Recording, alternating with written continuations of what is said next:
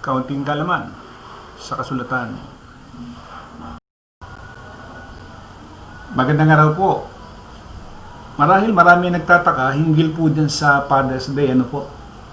At marami yung bumabati dyan sa Father's Day. Ang tanong natin dyan, kailan ho ba nagsimula yan at sino po ba yung nag-invento niyan? Ayon dito sa Wikipedia, ang nag-invento po niyan ay nagngangalang Sonoradad. Ito po siya. Father's Day is a celebration honoring fathers and celebrating fatherhood, paternal bonds, and the influence of fathers in society. The tradition was said to be started from a memorial service held for a large group of men who died in mining accident in Monongah, West Virginia in 1907. It was first proposed by Sonoradad of Spokane, Washington in 1909. It is currently celebrated in the United States annually on the third Sunday in June. Ito po, nagpasimula, observed by United States. Type commercial, significance, honors fathers and fatherhood. Date, third Sunday in June. 2019, date, June 16, 2020, June 21, 2021, June 20, 2022, June 19. Ayan. Related yan doon sa Mother's Day na inimbento rin ng tao. So, doon po sa mga bumabati sa akin, pasensya na po at hindi ko po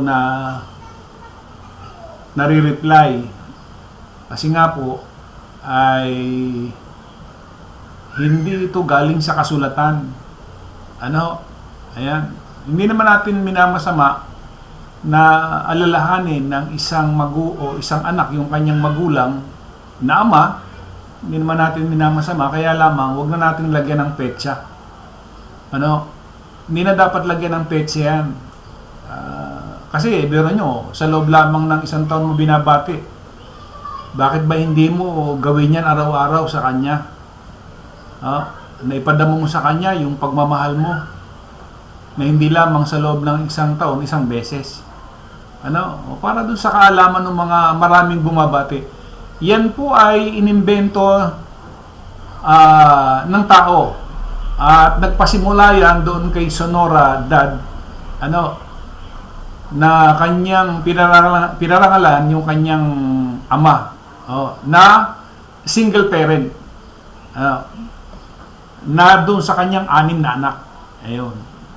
At yan po ay nanggaling pa doon sa Methodist Episcopal Church, 1909. Ibig sabihin, isang reliyon.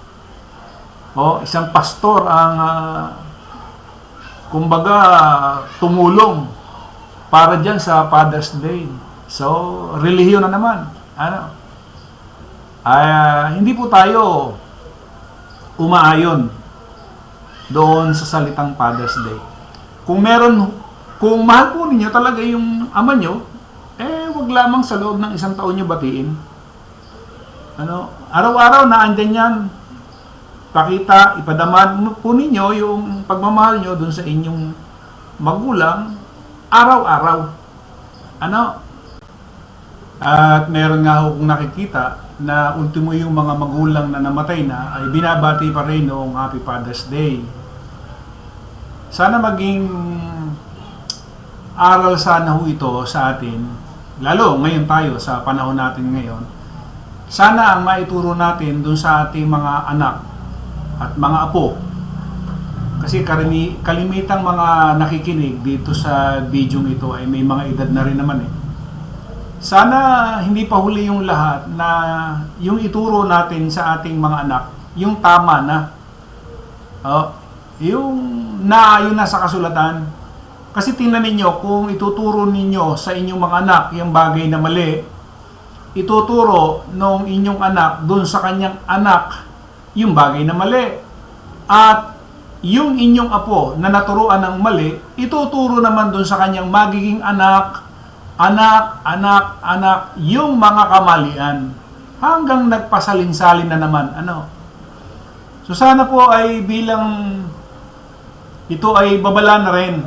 Sana yung mga natitirang araw at panahon natin, ituro na natin yung tama. Ano ba ang sabi ni Pablo sa Colosas 2:8? Kayo'y magsipag-ingat, baka sa inyo may bumihag sa pamamagitan ng kanyang pilosopya at walang kabuluhang pagdaraya ayon sa salit-saling sabi ng mga tao, ayon sa mga pasimulang aral ng sanlibutan at di ayon kay Kristo. Hindi ba?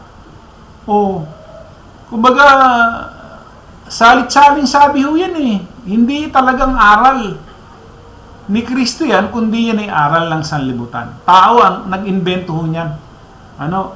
Ayan naman sabi doon sa 7:13 ng Marcos, na niwawalang kabuluhan ng salita ng Diyos na inyong salit-saling sabi ng inyong itinuro at nagsisigawa kayo ng iba pang maraming bagay na kawangis nito.